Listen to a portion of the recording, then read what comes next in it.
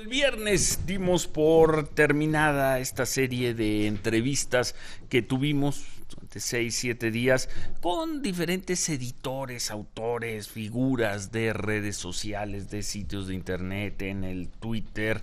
Y bueno, pero nos dimos cuenta de que todavía hay muchas voces con cosas interesantes que opinar, así que reabrimos hoy esta, pues más que discusión, este análisis, estos comentarios, opiniones, puntos de vista, valoraciones sobre cómo queda el mundo del internet, el mundo de las redes sociales, con los en algún momento parecían tan temidos, no sé si ya no lo son, temidas medidas que impondrían las nuevas leyes de telecomunicaciones.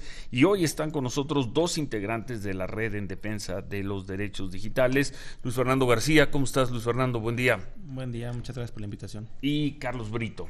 ¿Cómo estás, Carlos? Los Gracias. Dos integrantes de la Red en Defensa de los Derechos Digitales. Gracias. A ver, vamos a empezar con el tiempo. A principios de abril tú fuiste uno de los foros del Senado, Luis Fernando. Ahí tú expusiste una serie de temores sobre la privacidad en la red, la confidencialidad en la red, la neutralidad en la red. Una serie de puntos, era 4 de abril. Recordamos que el tema de Internet fue uno de los puntos que hicieron que las leyes pues, no se aprobaran en ese periodo en abril, sino hasta ahora. ¿Esas preocupaciones que externaste en abril se mantuvieron? ¿Las mantienes ya con las leyes aprobadas? En su mayor parte sí.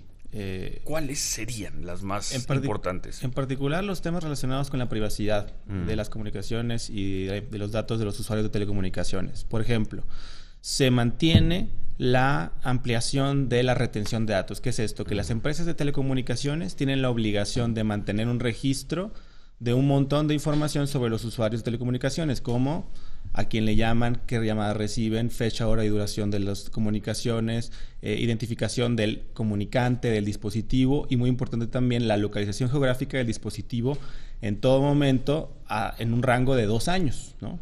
Esta información ha sido tanto empíricamente comprobado como reconocido por tribunales alrededor del mundo que revela una serie de información altamente sensible sobre las personas y respecto a las cuales todos tenemos derecho a impedir que el Estado primero retenga de manera indiscriminada y digamos amplia, masiva respecto de todos los usuarios de telecomunicaciones y también que su acceso esté en casos donde sea pertinente para por ejemplo, el interés de investigar un delito, existan diversas salvaguardas que impidan que estas herramientas sean utilizadas para fines distintos. Salvaguardas que están establecidas en la ley.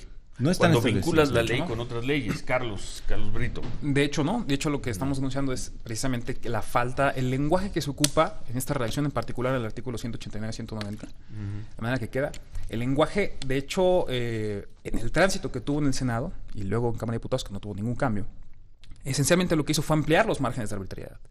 En casos específicos, por ejemplo, en la manera en que amplía las facultades de vigilancia para llevárselos, por ejemplo, a instancias de seguridad nacional como la Sedena, el CISEN, Marina, etcétera, que de por sí no era algo que contemplaba ya la ley vigente, la ley vigente de telecomunicaciones, la que está a punto de dejar de ser el próximo mes.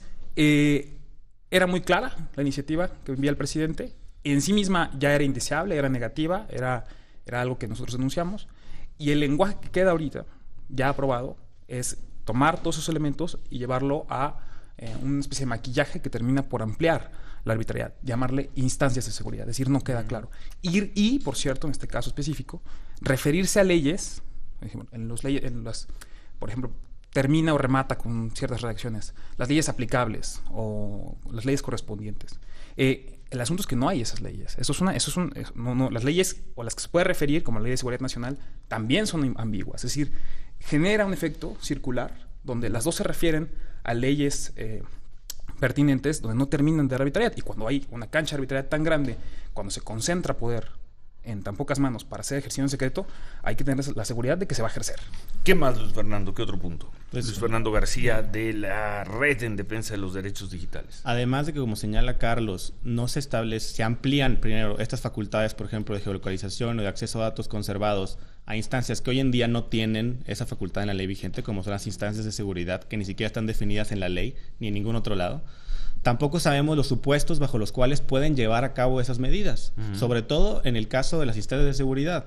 En el caso de los ministerios públicos para la investigación de delitos, es más claro, por ejemplo, el código vigente federal, que va a dejar de ser vigente cuando entre en vigor el nuevo código nacional, si señala algunos supuestos en los que puede llevarse a cabo la geolocalización o el acceso a datos conservados. Sin embargo, en el nuevo código y en la ley de telecomunicaciones ya no se establecen esos supuestos. No sabemos hoy en día bajo qué supuestos, bajo qué averiguaciones previas, qué tipo de averiguaciones previas, sobre qué delitos puede el Ministerio Público llevar a cabo la geolocalización. Algo que va en contra incluso de la propia decisión de la Suprema Corte reciente en enero, en donde analizó las disposiciones que pronto van a dejar de estar en vigor. Y además no sabemos mucho menos las facultades y los supuestos en los que las instancias de seguridad distintas a los ministerios públicos, los que no tienen el objetivo de perseguir un delito, ¿en qué circunstancias van a estar facultadas a llevar a cabo estas medidas, ¿no? De igual manera, no se establece de manera explícita la necesidad de que exista una autorización judicial previa a la operación de este tipo de facultades.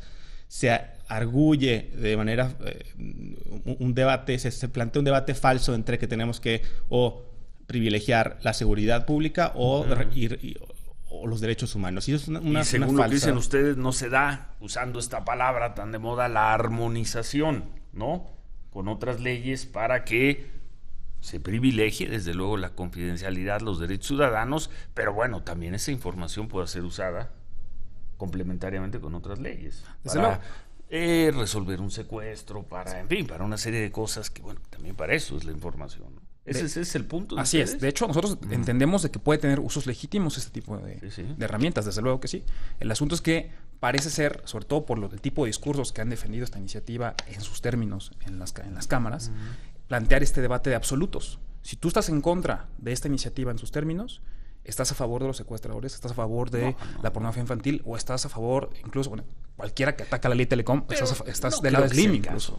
Pero no creo que sea. Así fue el caso de los discursos. De hecho, se presentó una reserva, hay que decirlo, en la Cámara de Diputados. Nos parece que eso queda ahí arriba entre los protagonistas, Lozano, Corral, etcétera. Pero cuando ya bajas un poco, eso se disuelve, ¿no? Pues la insistencia siempre fue, al menos incluso en comisiones, en los medios de comunicación, desde el 22 de abril que presentó el anteproyecto de dictamen el senador Lozano. La insistencia en muchos medios fue, ya se eliminó el tema de censura de internet, ya se eliminó nos los dijo aquí. Y aquí tenemos, de hecho, el anteproyecto. Ni siquiera el anteproyecto de Lozano, ni siquiera la censura de internet está eliminada. Seguía en sus términos. Aquí tengo el anteproyecto de dictamen. Se dijeron muchas cosas. Censura de internet, Carlos Brito? Específicamente a una disposición del artículo 145 de la iniciativa presidencial, que la tengo aquí, precisamente, que hablaba acerca de la posibilidad de que los concesionarios puedan bloquear el acceso a determinados contenidos, servicios o aplicaciones a solicitud de autoridad.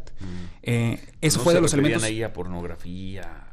Pudieron quizá en cierto momento referirse a eso. El asunto es de que por los márgenes que da para muchas cosas. Y de hecho hubo contradicciones. ¿Y así quedó la ley? Al final no quedó. Pero al dictamen de Lozano sí. Ganaron. Bueno, pero esa parte, superaron. En todo caso, esa parte vencieron ahí. De todo lo que denunciamos, que es una serie de disposiciones muy amplias, quizá lo único que se pudo retirar fue eso. En ese sentido, sí tendremos nosotros como sociedad civil que anotarnos una victoria. Pero el problema es que se agrava incluso en temas de materia de vigilancia. En el caso de Internet específico, quizá uno de los cambios más sustanciales que se hizo en el Senado fue incorporar a la redacción de las facultades de vigilancia a las empresas de Internet, precisamente. En el artículo 189 se incorpora, eso no lo traía la iniciativa presidencial, se incorpora que todos estos agentes, el lenguaje que se ocupa es proveedor de servicios, aplicaciones o contenidos, que son de Internet, finalmente, son sujetos como Google, Facebook, WhatsApp, etcétera, son sujetos también de las disposiciones de vigilancia. Está en la redacción, segundo párrafo del artículo 189 aprobado.